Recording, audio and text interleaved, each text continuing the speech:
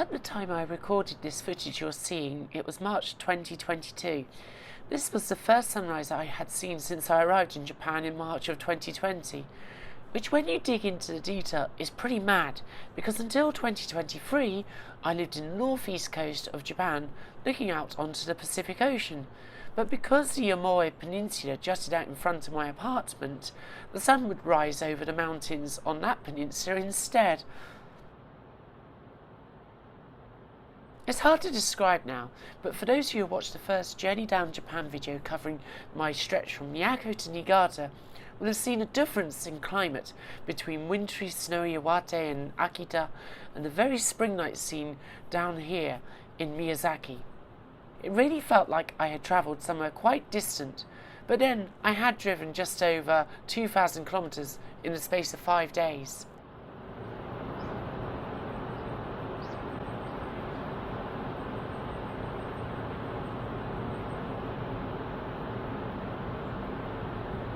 In this video I will cover the first half of this day, travelling to see the Sakamoto Rice Terrace, or Sakamoto Tanada as it's known in Japanese, and then continuing on to Sakurajima in Kagoshima prefecture, which is Japan's most active volcano.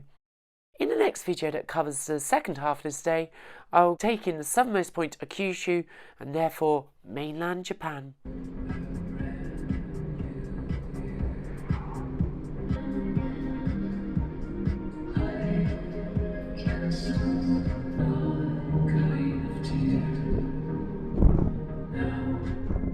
Close to where I was staying in Uchi-Umi is Nichinan city. In a future video in this series, I'll be coming back to Nichinan to explore the Obi district and the site of Obi Castle, but it's a lovely area as you can see. As my journey progressed, spring was very much in full swing, with the cherry blossom or sakura in full bloom. Spring very much vies with autumn as my favourite season here in Japan.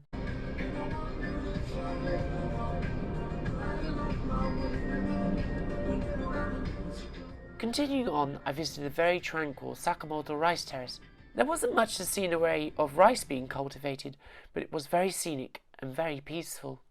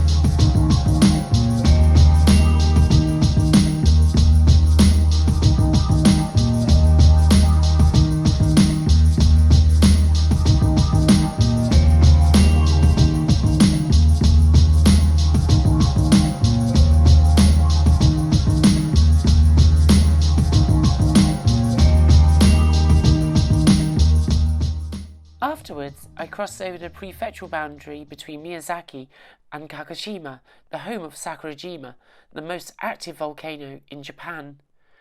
Before its cataclysmic eruption in 1914, it was a distinct island, hence its name, Cherry Blossom Island in English. But the eruption was so very explosive, and the lava flows that lasted for months and months eventually connected the island to the Osumi Peninsula. Of Sakurajima's three peaks, Minamidake, or South Peak, is currently active.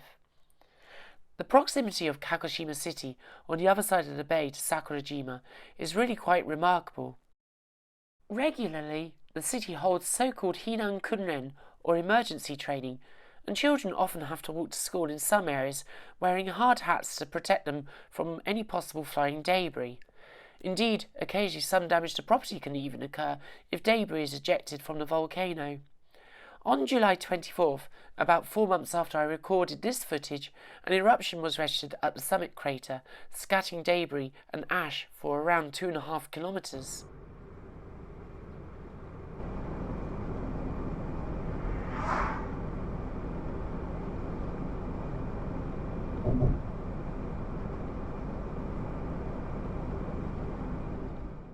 In nearby Kurakami town at Tsubaki no Sato, I enjoyed a delicious bowl of jampon, a speciality dish that you'll often find down in Kyushu, which originates from Nagasaki.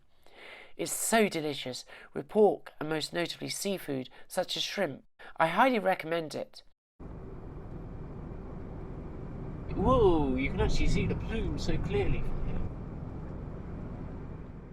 After lunch, I visited a nearby buried Torii gate, which emphasises the depth of the lava flows, as only the very top of the gate is now visible.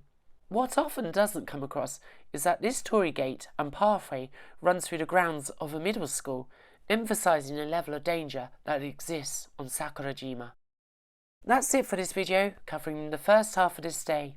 In the next episode, I'll be heading down to Ogawa Waterfalls down in Kinko Town, before heading to the southernmost point of Kyushu, and therefore mainland Japan, at Cape Sata.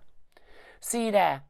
As always, thanks for watching, and if you enjoy what I do and want to support a middle-aged manga artist working towards her dream here in Japan, then why not check out my Patreon membership?